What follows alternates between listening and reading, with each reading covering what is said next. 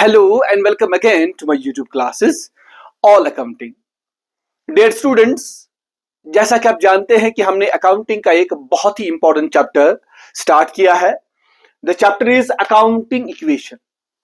ये चैप्टर जो है this is based on numericals और हमारी क्लास 11th की अकाउंटिंग का ये पहला न्यूमेरिकल टॉपिक है.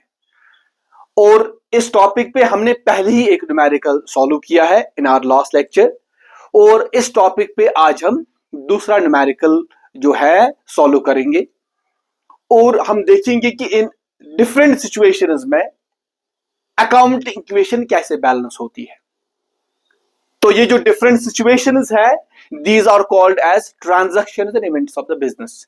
ये वो काम है जो ये वो सारी एक्टिविटीज हैं जो बिजनेस में होती है, financial activities. Or let us see when we show these activities in accounting equation, तो देखते हैं कि accounting equation कैसे balance होती है. तो let me straight away go to these transaction events and let us fix them, let us show them in the accounting equation. लेकिन पहले let me remind you, accounting equation आप पहले ही जानते हो, that is it is source is equal to resource. और source में आता है पैसा. कहां से आता है पैसा? The source of finance is owners equity, that is capital. Liabilities जो हमारे क्रेडिटर्स होते हैं, यानी मालिक के अलावा अगर हम किसी और से कर्जा लेंगे that is called liability. And these both are equal to total assets. Asset का मतलब होता है रिसोर्स. तो एसेट का मतलब प्रॉपर्टी होता है, यानी बिजनेस की प्रॉपर्टी बिजनेस के कर्जों के बराबर होती है. बिजनेस का रिसोर्स बिजनेस के सोर्स के बराबर होता है. तो let us see in these different situations, let us put them into the accounting equation and let us prove it that in reality the source are equal to the resource or resource is equal to the source. तो पहली transaction जो है that is business started with cash 50,000, bank balance 30,000, furniture 20,000. Business को start किया गया है. Business को start करने वाला कौन होता है? बिजनेसमैन होता है, मालिक होता है. और जब एक मालिक अपने बिजनेस को स्टार्ट करता है तो यहां पर जब स्टार्ट किया गया है तो बिजनेस के ओनर ने कैश में 50,000 बिजनेस को दिए, बिजनेस के बैंक बैलेंस में ऐड किए हैं 30,000 और बिजनेस को दिया है फर्नीचर 20,000 का. तो बिजनेस के मालिक तीनों जो आइटम्स है बिजनेस के मालिक ने दिए. इसका मतलब हमने बिजनेस के मालिक से लिया है. कितना लिया है? 50,000, 30,000, 80,000 प्लस 20,000 हो गया 1 लाख. तो 1 लाख रुपया हमने अपने बिजनेस के मालिक से लिया in the form of cash, bank balance and furniture. इसका मतलब बिजनेस के मालिक का कर्जा चढ़ा 1 लाख रुपया, जिसको हम क्या बोलते हैं? जिसको हम बोलते हैं कैपिटल. तो कैपिटल हमें मिला है 1 लाख रुपया, यानी बिजनेस के मालिक का कर्जा चढ़ा है 1 लाख रुपया and that is what is called as capital. ये हमारी पहली एक्टिविटी है. उसके बाद क्रेडिटर्स, हमने कर्जा किसी और से लिया नहीं, हमने सिर्फ बिजनेस के मालिक से लिया, तो इट फॉर्म्स द एसेट्स. अब देखो यहां से कर्जा चढ़ा है 1 लाख रुपया बिजनेस के मालिक का, लेकिन हमारे पास क्या आया? बिजनेस के पास आया कैश, बैंक बैलेंस और फर्नीचर. हम यहां लिखेंगे तीनों क्या है? कैश प्लस बैंक, इसको हम बैंक भी लिख सकते हैं, प्लस फर्नीचर. ये तीनों एसेट्स है हमारे. बिजनेस के पास 3 एसेट्स आए. एक तो कैश आया, cash is equal to 50,000, bank balance is 30,000 और फर्नीचर इज 20,000.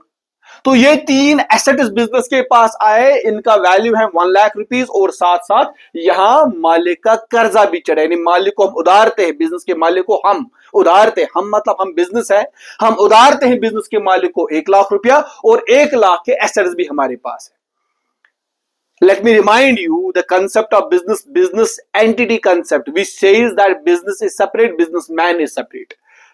तो इसलिए ये जो एसेट्स हैं ये बिजनेस के मालिक के नहीं है, ये अब हमारे हैं, ये बिजनेस के एसेट्स है. लेकिन साथ साथ हमें क्या चढ़ गई? कर्जा भी चढ़ गया, लायबिलिटी भी चढ़ गई and that liability is what is called as capital. क्योंकि बिजनेस के मालिक का कर्जा है, बिजनेस के मालिक के कर्ज को हम कैपिटल बोलते हैं. And it is because of business entity concept we says business is separate and business man is separate. ये जो एसेट्स है ये बिजनेस के मालिक के अब नहीं है. From accounting point of view these does not belong to business owner, these belongs to business and this also belongs to business. ये business का कर्जा है, ये business की property है. तो again this is 1 lakh and this too is 1 lakh, so source is equal to resource. This is the first transaction. Now the next one is borrowed from J&K Bank 50,000. अब हमने J&K bank से कर्जा लिया है 50,000 का। जब हम J&K bank से कर्जा 50,000 लेंगे तो वो पैसा जो हमने J&K बैंक से लिया 50,000 रुपया, वो हमारे अकाउंट में जाएगा। तो यहां हम ऐड करेंगे, हमारी दूसरी ट्रांजैक्शन है। This is the second transaction. इसे क्या होता है, तो पहले ही हमारे बैंक बैलेंस में और 50,000 ऐड हो जाएंगे। यहां कैश को हम जीरो रखते हैं क्योंकि कैश डज नॉट चेंज, और फर्नीचर के साथ भी हम कुछ छेड़छाड़ नहीं करेंगे। लेकिन J&K बैंक से हमने 50,000 लिया, वो हमारे बैंक अकाउंट में जाएंगे, लेकिन साथ साथ हमें J&K बैंक का कर्जा भी चढ़ेगा, और कर्जे को हम बोलते हैं क्रेडिट लाइबिलिटी, और J&K बैंक हमारा बन गया क्रेडिटर, और क्रेडिटर भी हो गया 50,000 रुपया। इस ट्रांजैक्शन में कैपिटल के साथ कोई छेड़छाड़ नहीं। नाउ ये हमारी बनती है, this becomes our new accounting equation. हमारी नई इक्वेशन जो बनती है, new equation is that is capital is 1 lakh, liability is 50,000. Now the assets are cash is 50,000, bank balance is 80,000, 80 plus 50 हो गया 1,30,000, प्लस 20,000 फर्नीचर, तो हो गया हमारा 1,50,000. This is resource 1,50,000 and source is also 1,50,000. So you can see it practically how in these different situations the accounting equation balances. तो balance हो रही है. Next one is purchased goods by check ₹5,000.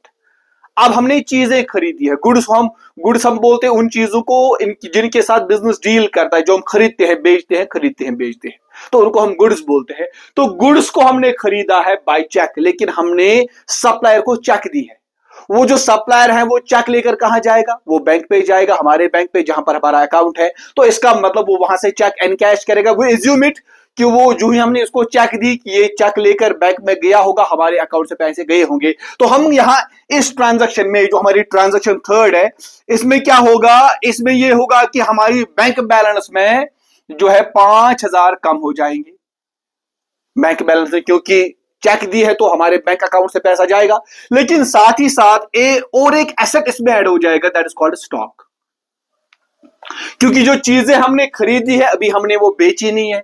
जो चीजें हम खरीदते हैं लेकिन अभी हम क्योंकि इसमें कोई आगे प्रूफ आएगा कि हमने बेचा है, लेकिन यहां पर प्रूफ नहीं है कि जो ही हमने खरीदा हमने उसको सारी चीजों को बेचा। तो वो चीजें हमारे पास पड़ी है, वो हमारे पास है, that is what is called stock. उन चीजों को ही स्टॉक बोलते हैं, अनसोल्ड गुड्स और कॉल्ड स्टॉक। तो यहां पर स्टॉक नहीं था, यहां पर भी स्टॉक नहीं था, लेकिन यहां तीसरी में भी न्यू इक्वेशन में स्टॉक नहीं था, लेकिन यहां पर स्टॉक में भी ऐड हो जाएगा 5,000, सॉरी इट इज 5,000 ओनली। तो स्टॉक में 5,000 ऐड करेंगे, तो यहां से बैंक बैलेंस में 5,000 की कमी हो गई, लेकिन यहां से और एक एसेट हमारे एसेट में ऐड हो गया, दैट इज 5,000। सो फर्नीचर के साथ कोई छेड़छाड़ नहीं, बैंक बैलेंस में 5,000 कम हो गए, तो यहां से कैश में भी कोई तब्दीली नहीं आई, क्रेडिटर्स में भी कोई चेंज नहीं, कैपिटल में भी कोई चेंज नहीं। तो हमारी जो न्यू इक्वेशन बनेगी वो ये बनेगी। The new equation will be now, new equation is capital is 1 lakh as it is, creditors are 50,000 as they are, next one is cash is 50,000, there is no change. Now bank balance remains only 75,000, furniture is 20,000 और stock में भी add हो गया 5,000। This is what it is. So you can count it. यहाँ 5,000 कम हो गए, यहाँ 5,000 add हो गए, तो it is 1,50,000 and this too is 1,50,000. This is our accounting balancing of accounting equation. Now the fourth one, what does it say? What does it suggest? Purchased machinery from Mr. X 10,000. Purchased machinery from Mr. X 10,000. हमने mister x से machine खरीदी है 10,000 की, mister x से। इसका मतलब है mister x से हमने उधार में खरीदी, because there is no mention of cash. इसमें कहीं नहीं लिखा है कि हमने कैश दिया है, तो इसका मतलब, लेकिन नाम लिखा है मिस्टर एक्स का। इसका मतलब यह है कि मिस्टर एक्स हमारा क्रेडिटर है, मिस्टर एक्स को अब हम 10,000 रुपये उधार थे, लेकिन हमारे पास आई क्या, मशीनरी। तो इसका मतलब इस ट्रांजैक्शन में, ट्रांजैक्शन 4 में हमारे पास और एक एसेट ऐड हो जाता है, दैट इज मशीनरी। हम यहां लिखेंगे मशीनरी। मशीनरी ऐड हो जाती है, और मशीनरी कितनी ऐड हो जाती है? 10,000 रुपीज की। और लेकिन साथ साथ हमने उधार में खरीदी है, तो उधार में अगर खरीदी है तो क्रेडिटर्स में भी ऐड हो जाएगा 10,000 ऐड हो जाएगा। Rest is same, rest is no change at all. तो यहां से मशीनरी ऐड हो गई 10,000 की, यहां से कर्जा भी चढ़ गया 10,000 का, कैपिटल में कोई चेंज नहीं है। सो the new equation here will be, the new equation is, अब हमारी न्यू इक्वेशन क्या बनती है? New equation is that is capital is 10,000, अब हमारी लायबिलिटी बन गई 60,000, और हमारा जो है कैश इज 50,000, हमारा जो बैंक बैलेंस है दैट इज 75,000, हमारा जो फर्नीचर है that is 20,000 as it is, उसके बाद हमारा स्टॉक जो है दैट इज 5,000। अब हमारे पास और एक चीज ऐड हो गया that is machinery that is 10,000। This is how it is. So it is again, it is 1,60,000, and if 10,000 यहाँ से add हो गए तो this is also 1,60,000. So in this situation also our accounting equation balances. Now the next one is, that is fifth one. Fifth में हम देखेंगे क्या होता है। पहली पांचवी सिचुएशन क्या है? Salary paid by cheque 5,000। Salary हमने दी है, अपने मुलाजिमों को हमने सैलरी दी है 5,000 रुपया, लेकिन वो हमने दी है बाय चेक, उनको हमने चेक दी। वो चेक लेकर कहां जाएंगे? फिर से हमारे बैंक के पास। तो फिर से हमारे बैंक में से क्या होगा? हमारे बैंक में से डिक्रीज हो जाएगा -5,000। और सैलरी जो है, salary is an expense, and I already told you, we have already discussed it, that all the expenses are deducted from capital in accounting equation। जो हम दिखाते हैं तो सारे expenses जो है वो कैपिटल में से माइनस किए जाते, तो कैपिटल में हम माइनस करेंगे 5,000। ऐसा क्यों होता है? Because expenses decreases profit and profit decreases capital, decrease in profit decreases capital। तो ये एक्सपेंस है, एक्सपेंस को हम कैपिटल से माइनस करेंगे, लेकिन ये एक्सपेंस जो हमने चेक के जरिए दिया है तो यहां से बैंक में माइनस करेंगे, तो यहां से बैंक से माइनस करेंगे और यहां से कैपिटल में माइनस करेंगे। तो हमारी जो न्यू इक्वेशन अब बनेगी, न्यू इक्वेशन हमारी जो होगी दैट विल बी, सॉरी, हमारी नई अकाउंट इक्वेशन, तो here is no change, no change. तो हमारी नई इक्वेशन होगी कैपिटल 1 लाख, सॉरी 1 लाख नहीं, sorry it is capital is 95,000, I am sorry. Next one is, it is only 60,000 is हमारा जो क्रेडिटर्स है। उसके बाद ये बराबर है हमारा कैश जो है, कैश इज 50,000। अब हमारी बैंक बैलेंस जो है वो only 70,000, because we have paid 5,000 by cheque through bank. Next one is furniture is only 20,000। उसके बाद हमारा जो स्टॉक था वो है 5,000 का, और हमारी जो मशीनरी है वो है 10,000 की। So you can check it, you can see that the asset that is the source, that is capital plus liability is equal to the assets. This was the transaction number 5. Now transaction number 6 हम देखते हैं। तो छठी transaction कहती है rent paid in cash 4,000। Rent paid in cash, rent यहां पर हमने salary paid है, यहां पर रेंट पेड है, लेकिन यहां पर बाय चेक है, यहां पर बाय कैश है। Difference is only one, that in this case we paid through bank, in this case we paid through cash, but however there the salary and rent both are expenses, तो expenses are deducted from capital। तो rent को भी हम यहाँ capital से deduct करेंगे 4,000 रुपया, हम रेंट कैपिटल से डिडक्ट करेंगे, माइनस करेंगे, और यहाँ क्रेडिटर के साथ कोई छेड़छाड़ नहीं, और यहाँ कैश में से हम 4,000 माइनस करेंगे, because we have paid rent in cash, हमने नकद में रेंट दी है। तो जब हम रेंट देंगे तो कैश जाएगा, तो कैश विल गो आउट, तो कैश में को माइनस करेंगे। Rest is no change, rest is no change, no change and no change. So the new equation will be, this is actually how numerical is in case of accounting equation. तो हमारी जो new equation होगी, नई equation हमारी क्या बनेगी? It will B 91,000 capital, liability 60,000, और हमारा जो ये है कैश है अब रह गया 46,000। बैंक बैलेंस हमारी एज इट इज है, ये भी एज इट इज पूरा, ये भी 5,000 यहाँ पर और ये 10,000। तो this is what is the balancing of account. This is one again. तो ये हमारे पास कितना आता है? This is 1,51,000। तो ये भी 1,51,000। आप you can check it, you can find it, that is 1,51,000। Next one is the entry number 7। Let us check it now. तो 7 कहता है सोल्ड गुड्स कॉस्टिंग 4,000 फॉर 6,000। हमारी जो चीजें हैं जो हमने यहां खरीदी है 5,000 की, इन 5,000 की चीजों में से 4,000 की चीजों को हमने 6,000 में बेचा। 4,000 उनका कॉस्ट था, 6,000 में बेचा। तो 4,000 कॉस्ट था, इसका मतलब हमारे पास जो स्टॉक है 5,000 का, तो इस 5,000 स्टॉक में से हम 4,000 माइनस करेंगे, क्योंकि कॉस्ट जो स्टॉक हमारे पास है, चीजें हमारे पास ही 5,000 की, इसमें से 4,000 की चीजों को हमने बेचा, तो हम यहां 4,000 माइनस करेंगे। लेकिन कितने में बेचा? 6,000 में। तो 6,000 क्या आया? कैश। तो 6,000 हम प्लस करेंगे। बाकी जो रह गए 2,000, जो हमारा नफा आ गया, 4,000 की चीजों को 6,000 में बेचा, 4,000 हम करेंगे स्टॉक से माइनस, 6,000 हम कैश में माइनस करेंगे। अब रह गया जो 2,000 हमने अलावा कमाया, प्रॉफिट कमाया, and that we will add to the capital. Capital में हम 2,000 ऐड करेंगे, दैट इज प्रॉफिट। फिर से मैं बोल रहा हूं, 4,000 की चीजों को गुड्स कॉस्टिंग 4,000 सोल्ड फॉर 6,000। 4,000 की जो उनका कॉस्ट था चीजें, उनको हमने 6,000 में बेचा। तो चीजें किस में होती है? स्टॉक में। स्टॉक में उनका वैल्यू कितना था? 5,000। तो 5,000 में से हमने 4,000 चीजें बेची। तो 4,000 यहां माइनस करेंगे क्योंकि चीजें निकल गई। अब स्टॉक हमारे पास इतना नहीं मौजूद है, अब स्टॉक हमारे पास 1,000 रह जाएगा। तो 4,000 हमने माइनस किया यहां से, लेकिन कितने में बेची? 6,000 में। 6,000 हमने क्या लिया? कैश। तो वो 6,000 कैश में ऐड करेंगे। तो 2,000 रुपया जो हमने अलावा लिया, that will be added to capital as profit, because all types of incomes and profits are added to capital. It increases owner's equity.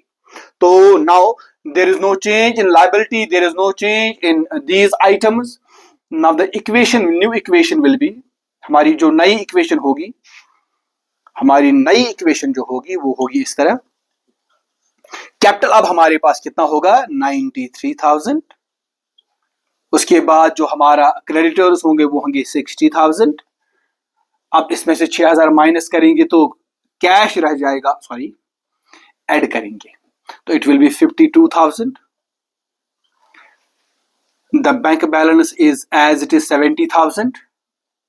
उसके बाद जो 20,000 का फर्नीचर है प्लस यहां माइनस करेंगे। अब हमारे पास स्टॉक जो रह जाता है सिर्फ 1,000 रह जाता है, और मशीनरी बराबर 10,000 की हमारे पास है। This is what it is. बिल्कुल आसान है। You have to understand actually this. जब तक ट्रांजैक्शन समझ में नहीं आती है उसको आप यहां नहीं डाल सकते हो। तो first you have to understand the transactions, और उसके बाद जिसको मैंने पढ़ाया भी है आपको, आइडेंटिफाइंग। तो पहले आइडेंटिफाई करना है ट्रांजैक्शंस को, और उसके बाद ही हमें अकाउंट इक्वेशन में हम उसको दिखा सकते हैं। And we prove it that in account equation the source is always equal to the source in all types of circumstances. And the last one now for today is there is commission due but not paid. Commission due but not paid. Commission due का मतलब है हमने किससे काम करवाया और उसने वो काम किया, उसने अपना कमीशन कमाया, हमने उसको कमीशन पे काम करवाया, तो उसने वो काम किया भी है और हमें अब उसको कमीशन देना है लेकिन अभी दिया नहीं है। अगर देना है, हमें कमीशन देना है, दिया नहीं है, तो क्या है ये? तो ये क्या बन गया? इसमें एक कमीशन देना है, यानी उसने काम किया है, जिसे हमें काम करवाना था उसने काम किया है। जब वो काम करेगा तो हमारे लिए बन गया एक्सपेंस, क्योंकि खर्चा तो चढ़ गया। अब भाई खर्चा तो पे करना है, लेकिन खर्चा हमने पे नहीं किया है। अगर पे नहीं किया है तो क्या है? तो ये बन गई लायबिलिटी इसके साथ। तो ये जो है commission due but not paid, इसमें दो चीजें हैं। एक तो ये एक्सपेंस है, एक तो ये खर्चा है। बिकॉज काम करने वाले ने काम किया है तो खर्चा तो बन गया है, लेकिन पैसे अभी तक हमने नहीं दिए, तो ये खर्चा जो है कर्जे में बदल नहीं जाएगा। ये खर्चा भी होगा एज वेल एज कर्जा भी होगा। तो खर्चे को मैंने आपको बोला है, खर्चे को क्या करना है। तो ये जो आखिरी ट्रांजैक्शन है इसमें एक तो खर्चा है, दैट इज 5,000 एक्सपेंस। माइनस करेंगे एक्सपेंस को कैपिटल से, लेकिन साथ साथ ये एक्सपेंस जो है ये आउटस्टैंडिंग है, ये भी बकाया, हमने पे नहीं किया है, तो ये जिसका पैसा देना है हमें, कर्जा चढ़ मतलब देना है लेकिन दिया अभी नहीं है, इसका मतलब है उसका कर्जा चढ़ गया, तो वो क्या बन गया, वो बन गया क्रेडिटर। इसलिए इस 5000 को हम यहां क्रेडिटर्स में ऐड करेंगे, कैपिटल में माइनस करेंगे, क्रेडिटर में ऐड करेंगे। कैपिटल में इसलिए माइनस करेंगे बिकॉज इट इज एक्सपेंस, और क्रेडिटर में इसलिए ऐड करेंगे because it becomes a liability, ये कर्जा बन गया। Rest there is no change in these assets. So our accounting equation now will be, हमारी जो अकाउंट इक्वेशन न्यू होगी, new equation will be that is 90, sorry इसमें से 5000 घटाओ, ये बन गया 88,000 हमारे कैपिटल है, तो लायबिलिटी अब हमारी है 65,000 और एसेट में कोई चेंज नहीं है, that is 52,000, this is 70,000, this is 20,000, this is 1,000 and this is 10,000. This is all about accounting equation. So at the end of this situation, at the end of this what you call transaction, our position of business is this. हमारे business की position ये है कि हमारे business में capital जो है हम ओनर को उधारते हैं 88,000, कर्जा हमारे पास है 65,000 और रिसोर्स हमारे पास है 52,000 का कैश हमारे पास इस वक्त है। इस वक्त हमारे बैंक में 70,000 है, इस वक्त फर्नीचर हमारे पास 20,000 का है, इस वक्त स्टॉक हमारे पास 1,000 का मौजूद है और मशीनरी हमारे पास 10,000 की है। And you will total it, you will find that the source is equal to resource, our capital plus liability, यानी capital plus creditor is equal to our assets. So this is how we have to balance the accounting equation, and we find out that in all the situations the accounting equation balances irrespective of any situation. कोई भी situation हो, कोई भी transaction हो, our accounting equation will always balance. If it does not, अगर ये balance नहीं हो रही है तो इसका मतलब ये है कि हमें नहीं आता है, हमें इसको समझना शायद नहीं आता है और हमें शायद उसको अकाउंटिंग इक्वेशन में पुट करना नहीं आता है, तो हमसे ही कोई गलती है। अदरवाइज यानी हमसे ही कोई गलती होती है, otherwise accounting equation will always balance. That is what how it proves that source is always equal to resource, and that you will see in the balance sheet as well when we'll discuss final accounts. And we'll be discussing some more problems, some more practical problems on accounting equation, but those will be discussed in future lectures. I hope you understand this, and if there is any question, there is any query, you can write that to me and I'll be very happy to answer any of your question. And I'll meet you again with some more numerical problems on accounting equation. Until then, I wish you best of luck. Allah Hafiz, and take very good care of yourself.